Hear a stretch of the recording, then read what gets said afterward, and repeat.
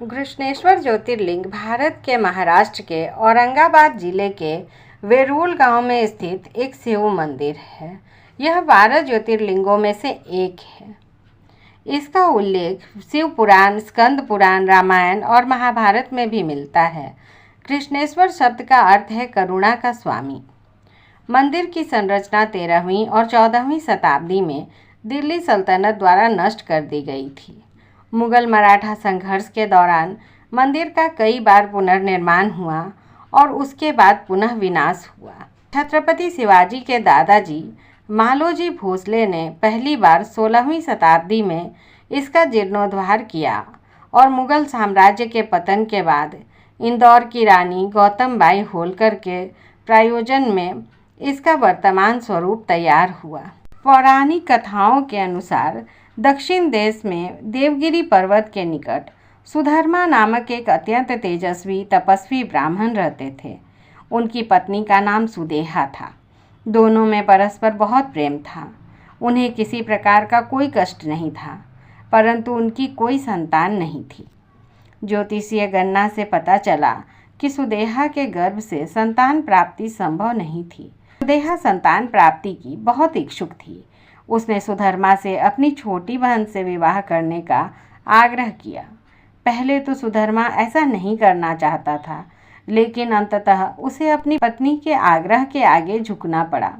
वह उसकी बात न टाल सका। उसने अपनी पत्नी की छोटी बहन घुसमा से विवाह किया और उसे अपने घर ले आया। घुसमा अत्यंत विनम्र और सदाचारी स्त्री थी। वह शिव की परम भक्त थी। वह प्रतिदिन 101 पार्थिव शिवलिंग बनाकर सच्ची श्रद्धा से उनकी पूजा करती थी। कुछ दिनों बाद शिव के आशीर्वाद से उसके गर्भ से एक अत्यंत सुंदर और स्वस्थ बालक ने जन्म लिया। बालक के जन्म से सुदेहा और घुसमा दोनों के आनंद का ठिकाना न रहा। उनके दिन बड़े आराम से बीत रहे थे।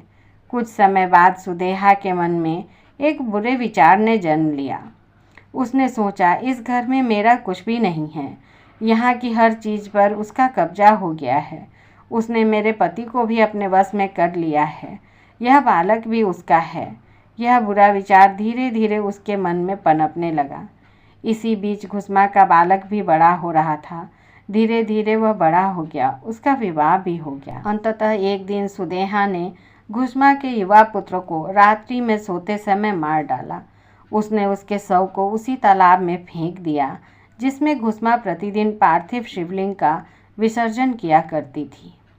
प्रातःकाल सबको उसकी जानकारी हुई। सारे घर में कोहराम मच गया। सुधर्मा और उसकी पुत्रवधू दोनों सिर पीटकर फूट फूट कर रोने लगे, किंतु घुसमा सदैव की भांति शिव पूजा में तल्लीन रही, मानो कुछ हुआ ही न हो। पूजा समाप्त करके वह पार्थिव शिवलिंग को तालाब में छोड़ने के लिए चल पड़ी।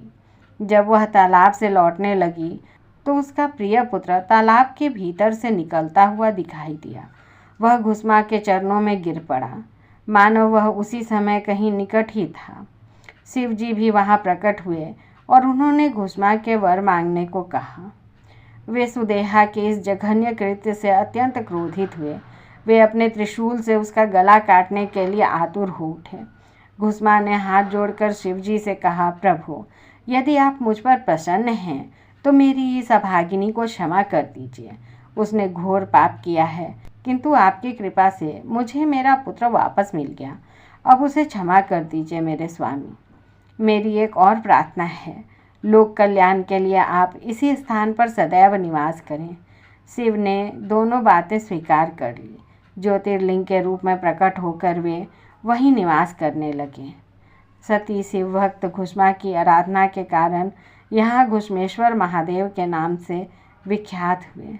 कृष्णेश्वर ज्योतिर्लिंग मंदिर 44,000 वर्ग फुट क्षेत्र में काले पत्थर से निर्मित है। इसकी आंतरिक और बाहरी दीवार पर विभिन्न मूर्तियाँ और सुंदर डिज़ाइन हैं। मंदिर के गर्भगृह में एक ज्योतिर्लिंग मूर्ति स्थापित है और मुख्य द्वार के सामने भगवान शिव के प्रिय भक्त नंदी की एक विशाल मूर्ति स्थापित है।